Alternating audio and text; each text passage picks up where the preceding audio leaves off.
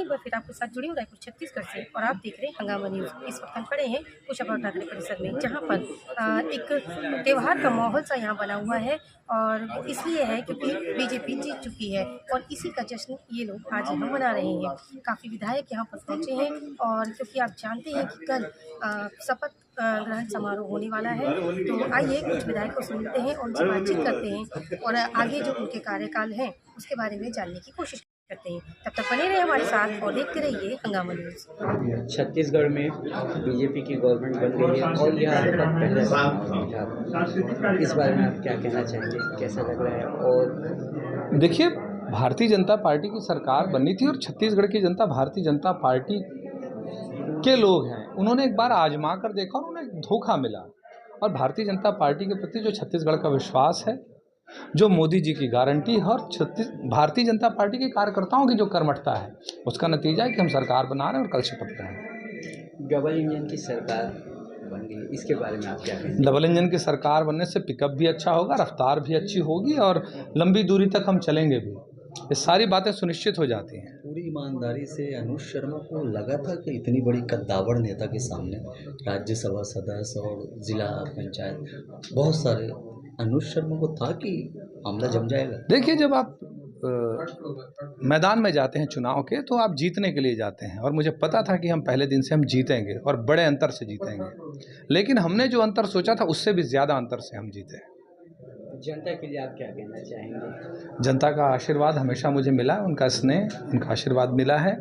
मैं आशा करता हूं कि भविष्य में भी उनका आशीर्वाद मुझे यूं ही मिलता रहेगा। अच्छा, कई बार ये होता है कि मंत्री सांसद को हराए हुए को कहीं ना कहीं मंत्रिमंडल में जगह मिलती है। अनुज शर्मा की एक्टिविटीज़ देख के लग रहा है तो मंत्रिमंडल में, देखिए राजनीतिक महत्वाकांक्षाएं तो, देखिए ये सब बातें हमारी पार्टी में कोई मायने नहीं रखती हैं। हम लोग सब कार्यकर्ता हैं और हर कार्यकर्ता को एक दायित्व दिया जाता है और जो दायित्व मिला है उसका हम लोग निर्वहन करते हैं।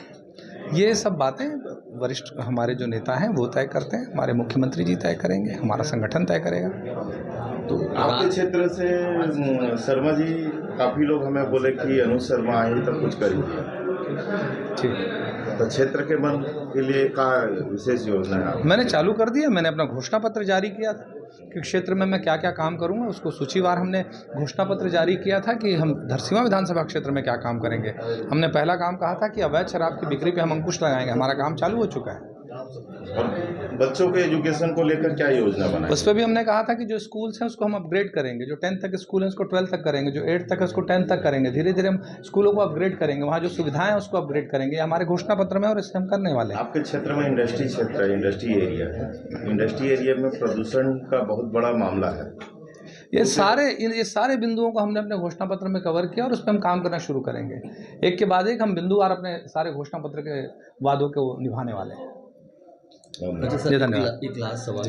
अनुज शर्मा को लोग अपने दिलों में बसाते हैं, हमने भी आपके साथ शोज किए हैं, जाकर देखे हैं, तो कलाकार कितना निकल कर आएगा? क्योंकि आप देखिए, राजनेता आपका एक मौलिक एक आपका व्यवहार होता है, आपके विचार होते हैं और आपकी एक शख्सियत होती है हर किसी की। मैं एक आर्टिस्ट के तौर पर रहा हूँ। ऑब्वियस है, आर्टिस्ट एक ज़्यादा संवेदनशील इंसान होता है और राजनीति में आपको संवेदनशील होना चाहिए। चूँकि प्रदेश कार्यालय है, भारतीय जनता पार्टी की सरकार बनी है, तो कैसा महसूस कर रहा है? जनमानस में क्या संकेत रहा है? भारतीय जनता पार्टी की सरकार बनी है और बहुत खुशी हो रही है। और मैं सनातन धर्म परिषद न्यास से राष्ट्रीय धर्माचार्य हूँ और एक कथावाचक भी हूँ और इस नाते मैं यहाँ पर बधाई देने आई थी कि भारतीय जनता पार्टी की सरकार बनी है।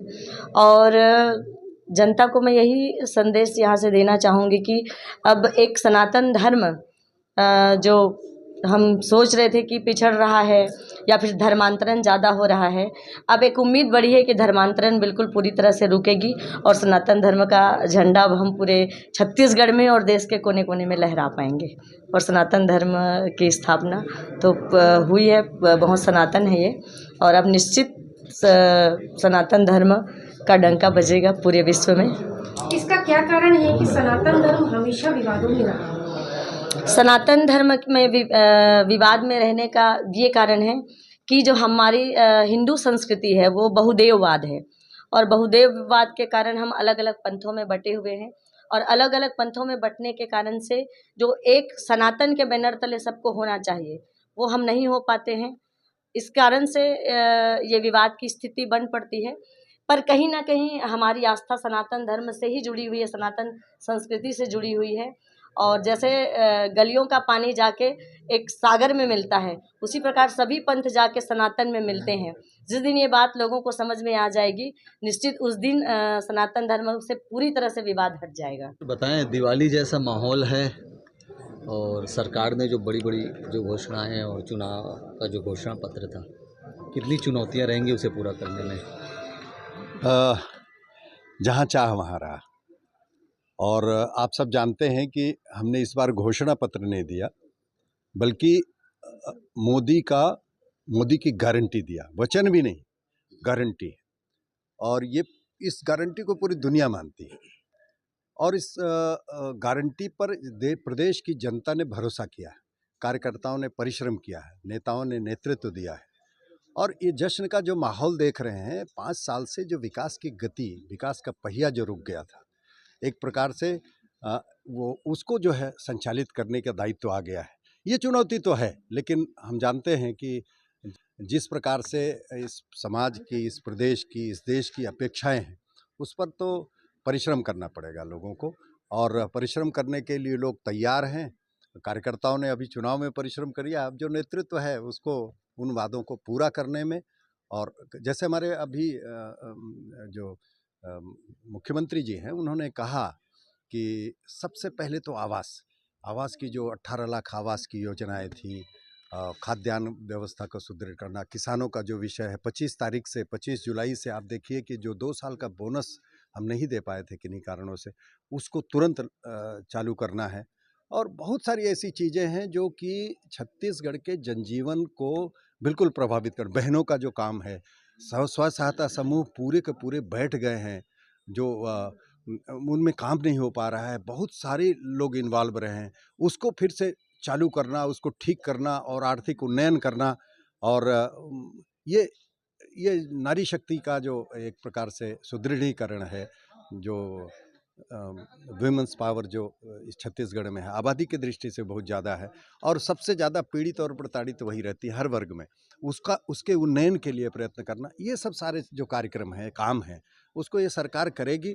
सक्षम नेतृत्व आया हुआ है, कल मंत्रिमंडल की शपथ है, कार्यकर्ता उत्साहित हैं, जनता उत्साहित है और इसलिए ये संकल्प से सिद्धि होती है। हमारा संकल्प बहुत पवित्र है, सिद्धि होगी निश्चित रूप से। और मोदी का जो विजन है, जो एक प्रकार से गारंटी है, वो पूरा होगा, निश्चित रूप से पूरा होगा।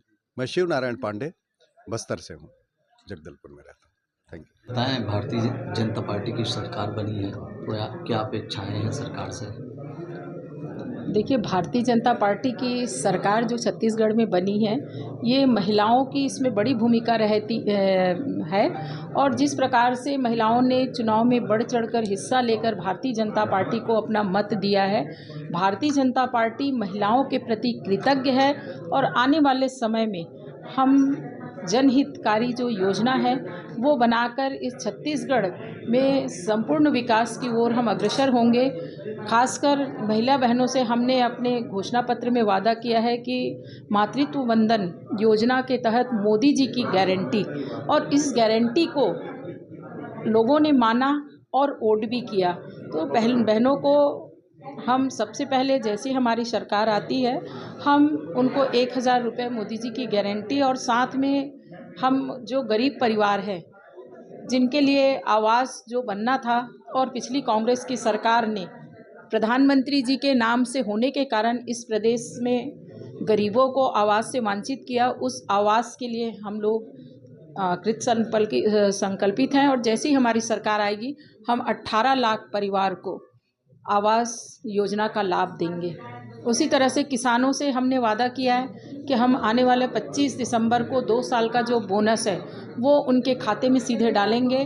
तो ये वादा हम तुरंत, जो हमने वादा किया है उस तिथि तक के ये पूरा करेंगे, ये ऐसा कि मैं विश्वास दिलाती हूँ सभी किसान भाइयों को। अभी तक जितनी भी योजनाएं आई हैं जी। तो उसमें 75% लोगों तक नहीं जाता, 25% ही हर योजना का लोगों तक जाता है, जिनके लिए योजनाएं बनाई जाती है उन तक। ऐसा क्यों? देखिए, ऐसी बात नहीं है। जो योजना आज इतने सारे डिजिटल माध्यम हो गए हैं और डायरेक्ट योजना से लाभान्वित हो, ये सरकार की नाकामी है। कोई भी पिछली सरकार जो रही है यहाँ पे, वो गरीबों तक योजना को नहीं पहुँचा पाई। लेकिन भारतीय जनता पार्टी के पिछले कार्यकाल में भी हमने गांव, गरीब और किसान के लिए योजनाबद्ध ढंग से काम किया था और इस छत्तीसगढ़ प्रदेश को समृद्ध और खुशहाल प्रदेश बनाया था। लेकिन पिछले 5 साल के सरकार के काम में जिस तरह से छत्तीसगढ़ दौड़ता हुआ छत्तीसगढ़, वो रेंगता हुआ छत्तीसगढ़ हो गया है, पुनः हम इस छत्तीसगढ़ को दौड़ता हुआ छत्तीसगढ़ बनाएंगे। मतलब इस बार गरीबों को नहीं हटाया जाएगा, गरीबी को हटाया जाएगा। बिल्कुल, ये मैं आपके चैनल से आम जनता को विश्वास दिलाना चाहती हूँ कि हमारी भारतीय जनता पार्टी की सरकार गरीबों के विकास के लिए काम करेगी। मैडम, अपना परिचय दे दीजिए। मैं श्रीमती लक्ष्मी वर्मा, प्रदेश उपाध्यक्ष प्रवक्ता, छत्तीसगढ़ भाजपा। बताइए सर, प्रदेश में भारतीय जनता पार्टी की सरकार बन चुकी है, तो कल शपथ ग्रहण समारोह भी है, तो क्या अपेक्षाएं हैं सरकार से? पूर्व सरकार की तुलना में नई सरकार, नया मुख्यमंत्री, 2 उप मुख्यमंत्री, क्या कहना है आप लोगों का? सदर नमस्कार। प्रदेश में भारतीय जनता पार्टी की सरकार बनी है। मैं मतदाताओं को और कार्यकर्ताओं को प्रणाम करना चाहूँगा। परमेश्वर तुल्य मतदाता एवं भारतीय जनता पार्टी के कार्यकर्ता बंधु एवं बहनों ने अथक परिश्रम करके भारतीय जनता पार्टी की सरकार बनाई है। कल विश्व के सबसे लोकप्रिय जन नेता, देश के यशस्वी प्रधानमंत्री और भारत माता के सच्चे सपूत आदरणीय नरेंद्र मोदी जी शपथ ग्रहण समारोह में उपस्थित रहेंगे। ये सरकार भारतीय जनता पार्टी की इसलिए बनी है कि आज से 5.25 साल पहले तत्कालिक कांग्रेस पार्टी ने मां गंगा के जल को हाथ में लेकर के 36 लोक लुभाने वादे किए थे। इन 5 सालों में कांग्रेस के मित्रों ने एक भी वादा पूरा नहीं कर पाए, बल्कि भय, भूख, भ्रष्टाचार, अत्याचार, अन्याय चरम सीमा में रहा। उसी का परिणाम है कि छत्तीसगढ़ के जागरूक मतदाताओं ने घर में निकल के भारतीय जनता पार्टी को वोटिंग किए हैं, और इसलिए वोटिंग किए हैं कि भारतीय जनता पार्टी के नेता, जैसे आज हमारे नेता है आदरणीय विष्णुदेव साय जी, वो 5 साल में छत्तीसगढ़ महतारी के सेवा करेंगे। और पंडित दीनदयाल उपाध्याय जी के जो अंत्योदय के नारा है, अंतिम पंक्ति के व्यक्तियों को जो सुख सुविधा मिलना चाहिए, उसके लिए हम सब प्राण से लगेंगे।